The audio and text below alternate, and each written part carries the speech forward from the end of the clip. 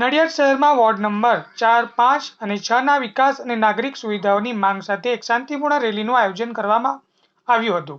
શહેરના વિવિધ વિસ્તારોમાંથી ભાઈઓ અને બહેનો મોટી સંખ્યામાં જોડાયા હતા। રેલીમાં ભાગ લેનાર દરેક નાગરિકોને દિલથી આભાર વ્યક્ત કરવામાં આવ્યો। નડિયાદ મહાનગરપાલિકા અને નડિયાદ જિલ્લા કલેક્ટર કચેરીને રજૂઆત કરી વિસ્તારમાં સતત અવગણવામાં આવતા વિકાસ કાર્ય, માર્ગો, ડ્રેનેજ, સફાઈ તથા પાણીની સમસ્યાઓને લગતી વિગતો સાથે લેખિત આવેદનપત્ર આપવામાં આવ્યું।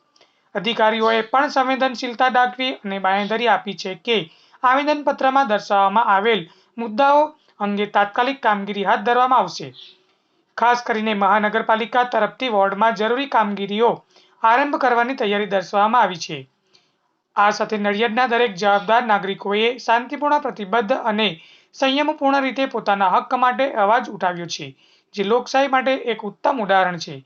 અંતે પ્રજાની એકતા અને શાંતિથી યોજાયેલ આ આયોજન માટે રેલીમાં દરેક સહભાગીઓને ખૂબ ખૂબ આભાર વ્યક્ત કર્યો હતો। રિપોર્ટર સાજિદ મલેક, નડિયાદ।